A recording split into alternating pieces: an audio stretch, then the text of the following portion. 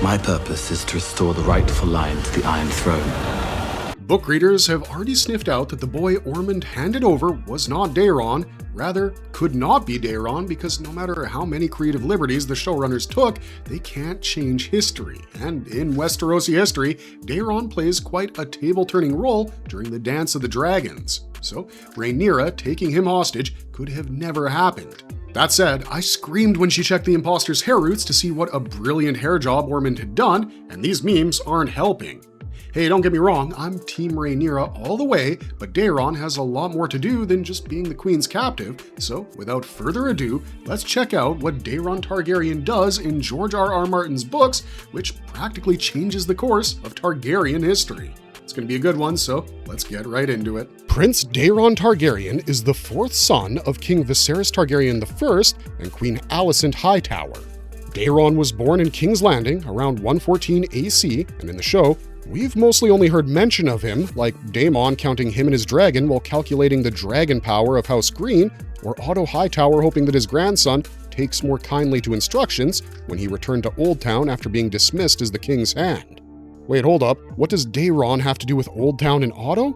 The thing is, the makers stayed pretty faithful to the book, according to which Daeron was sent to serve as a squire and cupbearer to Lord Ormund Hightower, Alicent's cousin. To quote the books, the court was still rejoicing over the birth of the princess's child when her stepmother, Queen Alicent, also went into labor, delivering Viserys his third son, Daeron, whose coloring, unlike that of Jace, testified to his dragon blood. This was basically a strategy to keep the last prince safe and away from the blows of the Civil War. However, the age at which Daeron left King's Landing varied from the book, because in the latter he was 12 years old, unlike in House of the Dragon, where Daeron left as a much younger boy. Daeron being the youngest meant he was born shortly after Rhaenyra's eldest son, Prince Jacaerys Velaryon, and had three elder siblings, as we know, Aegon Targaryen II, Aemond Targaryen, and Helaena Targaryen. Now, when Daeron was born, King Viserys wanted his son and grandson to not be a part of the same enmity shared between Rhaenyra and Alicent. He thus had the two babies share a wet nurse until they were weaned, hoping that becoming milk brothers would make a difference in their bonding. Of course, Viserys had too tall an ambition, which failed because, just like his older brothers, Daeron grew up to be a bitter rival to Jacaerys and his younger siblings, Lucerys Velaryon and Joffrey Velaryon. When Alicent's kids had no other option but to spend time with their cousins, like during feasts or occasionally during training at arms, it's said that their enmity only increased during these times. Coming to Daeron's dragon, he had already claimed the dark cobalt she-dragon, Tessarion, also known as the Blue Queen.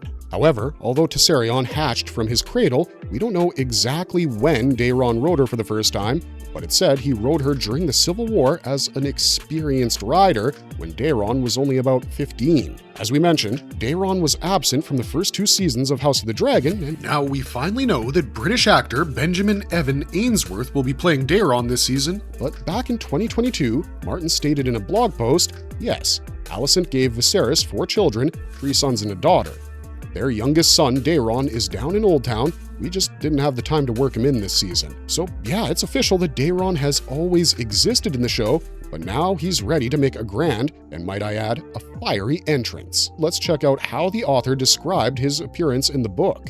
Before he appears on our screens, Daeron possessed the classic Valyrian features associated with the blood of the dragon.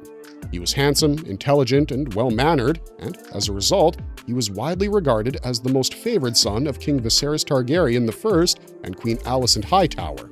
Now, unlike his elder brothers, Daeron spent much of his youth away from the center of power and grew up in their shadow.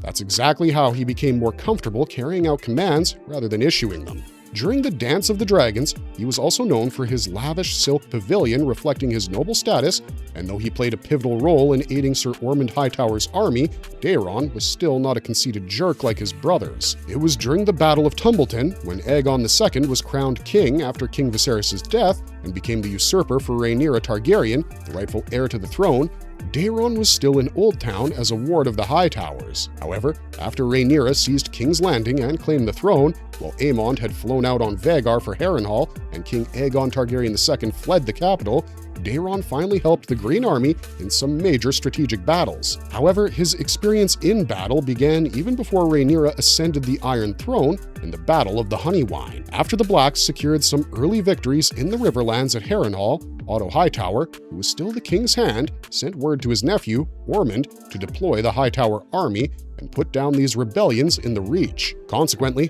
Ormund and his large force marched out of Old Town, but were quickly set upon by Black forces. Now, the Blacks were fewer in number than the Greens, but they faced them from multiple directions and used harassment tactics to slow the Hightower army's advance. The two Allans, namely Lord Alan Tarley and Sir Alan Beesbury, joined forces to raid Ormund's camps day and night, killing his scouts and setting fires in his path. Lord Owen Costain came up from Three Towers in the south to harass the Hightower's baggage train in the rear. These hit-and-run attacks from various directions lasted for several months, and the Hightowers failed to pin down the rebels. But by 129 AC, Ormund's army got even worse news. A large force, equal in size to the Hightowers, was descending from north of the Mander and was being led by the Lord of Golden Grove, Thaddeus Rowan. The army apparently included the Caswells and other Blacks in the Northern Reach, along with the Rowans, and now, being ambushed by enemies in front and behind, Ormund had to halt and camp in a defensive position along the banks of the Honeywine. He kept on sending messages to King Aegon II, but he was severely injured in the Battle of Rook's Rest, while Aemond cared only about his uncle Daemon and considered the rogue prince to be his greatest threat. As such, he ignored Ormund's calls for aid and took Vhagar and the army north into the Riverlands. The battle initially favored the Blacks, as Lord Owen Costain, Lord Alan Tarley, and Sir Alan Beesbury brought in their smaller contingents to strike the Hightower forces together from the rear, blocking any chance of retreat toward Old Town. At the same time, Lord Thaddeus Rowan advanced from the northeast alongside Tom Flowers, the bastard of Bitterbridge, leading a sizable force of mounted knights. Yup, the Hightower line was in a serious pickle and began to collapse, but then he appeared, a large shadow moving through the sky. Yes, Prince Daeron Targaryen had joined the Hightowers on his dragon, Tessarion. To quote the book, Gildane stated, "Defeat seemed imminent, until a shadow swept across the battlefield and a terrible roar resounded overhead, slicing through the sound of steel on steel. A dragon had come." Sure, by 129 AC, Tessarion was of fighting size, but she was the youngest dragon in House Green, and by 130 AC, she was 1/3 the size of Vermithor. However, she was extremely agile in the air, struck the enemy's southern flank from behind, and breathed her signature cobalt blue fire to scatter Rhaenyra Targaryen's loyalists. Ultimately, the Greens managed to win a near-lost battle, all thanks to Daeron and Tessarion. Daeron became a hero overnight, and Sir Ormund knighted him with the Valyrian steel sword, Vigilance. From that day forward, he also earned the moniker of Daeron the Daring, but he modestly said, "The victory belongs to Tessarion." Yet, Aemond did not ask for his brother Daeron's help when he prepared to retake Harrenhal from Daemon Targaryen because apparently he was too young, while in reality, Aemond wanted all the glory for defeating the rogue prince for himself. Now, once Rhaenyra sat on the throne, Daeron was considered to be the greatest danger to her reign, but having secured a victory at Honeywine, Ormund Hightower's forces moved from the Reach towards King's Landing. Tumbleton was a market town in the Reach, and it was the seat of House Footley. It was located some 60 leagues southwest of King's Landing and was Rhaenyra's last stronghold between the capital and Ormund's advancing army. During this advance, Daeron scouted ahead of the army on Tessarion, and House Oakheart, the Shield Islands, and House Rowan had already submitted to the Greens to avoid facing Daeron and Tessarion, and it's even said that Rhaenyra's supporters fled at their first glimpse of the Blue Queen. I mean, she was majestic and terrifying, and yes, she was smaller and maybe a bit of a noob compared to the other dragons like Vermithor or Caraxes, but her deep blue color and copper claws made her look absolutely regal. Black forces came in to defend Tumbleton, and they weren't instantly shaken by Tessarion being smaller than Vermithor and Silverwing, who were being sent by Rhaenyra with their riders, Sir Hugh Hammer and Sir Ulf White respectively. However, the two dragon seeds turned out to be betrayers, and boom! The buildings of Tumbleton were reduced to ash and thousands burned to death. Tessarion burned Garibald, and finally, Tumbleton's gates were opened to the Greens. After the battle, Tessarion and Prince Daeron stayed with the Hightower army at Tumbleton. The Blue Queen was left unchained, allowing her to fly freely and hunt as she pleased. At night, she returned to rest in Daeron's camp, settling near his pavilion just outside the western side of the town. Daeron, no matter how gentle he seemed, did have a Targaryen streak in him and proved his power when he denied forgiveness to Lady Caswell of Bitterbridge, since his nephew, Prince Maelor Targaryen, had died there. He thus used Tessarion to burn the town during the sack of Bitterbridge.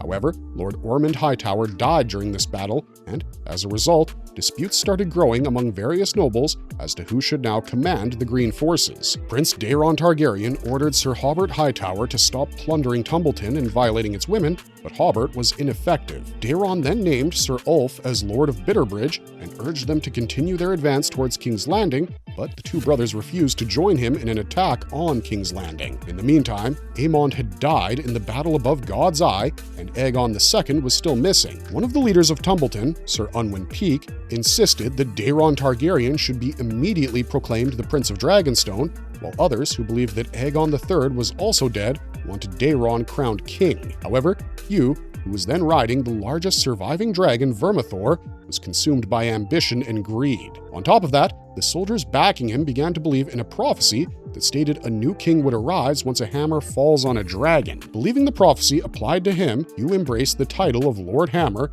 and eventually made his claim on the throne. It's said that Prince Daeron threw wine at his face after hearing this and seeing him wearing an iron crown. Hugh had the audacity to tell Prince Daeron Targaryen, "Little boys should be more mannerly when men are speaking.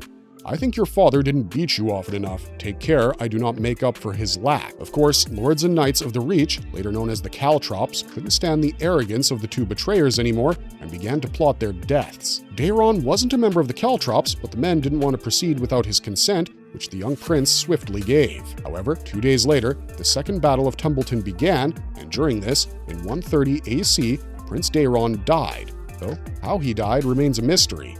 Consequently, accounts of Daeron's death differ. One version claims he was struck down by the Myrish sellsword Black Trombo with a morning star as he stumbled out of his burning tent after Seasmoke and his rider, Adam of Hull, launched their attack, while another says he was killed by an ordinary soldier wielding a sword who didn't even realize he had slain the Targaryen prince. A third version, and the one that's accepted by both Grand Maester Munkin and Archmaester Gildane, states that Daeron died when his burning tent collapsed on top of him. Now, what happened to Tessarion after Daeron's death? Well, being riderless, Tessarion soared into the sky, screeching and breathing fire as if she was venting her anger and grief when she took on Adam of Hull and his dragon Seasmoke. The two dragons clashed over and over again, and at one point, Tessarion vanished among the clouds before swooping right back down to attack Seasmoke with her dragonfire from behind. Later accounts would suggest that parts of their aerial duel looked more like a courtship display than a fight. However, when Vermithor and Hugh the Hammer joined the battle, Adam turned Seasmoke to confront the larger dragon, but Tessarion suddenly entered the melee, and it turned into a deadly three-way clash. In the end, the battle proved fatal for all three dragons, and while Seasmoke and Vermithor died first, Tessarion survived a little longer despite suffering severe wounds. The poor dragon attempted to take flight 3 times, but was unable to do so. By the following afternoon, Tessarion was clearly in too much pain, and Lord Benjicott Blackwood ordered that her suffering must be put to an end. Thus, the skilled archer, Billy Burley, ended Tessarion's misery by shooting 3 arrows into her eye. And since Prince Daeron's body was never found, several pretenders claimed to be Daeron during the reign of King Aegon Targaryen III. According to Meister Yandel, it was ultimately proven that all these men were imposters. When Aegon Targaryen II briefly regained the Iron Throne, he ordered the building of huge statues of his fallen brothers, Aemond and Daeron, in King's Landing. And with that, we've told you everything we know about Daeron Targaryen. The preview for the 4th episode of House of the Dragon Season 3 has given us a glimpse of Tessarion, and honestly, I'm really excited to see how Daeron and the Blue Queen completely turn the tide in the Green's favor. Sadly, it's going to be devastating for Rhaenyra, and as much as my heart will break over that, I can't help but praise Daeron because, man, did he ever rise from an underdog to a hero. If you like this video, don't forget to hit that like button, and we'll see you in the next one. Thanks for watching.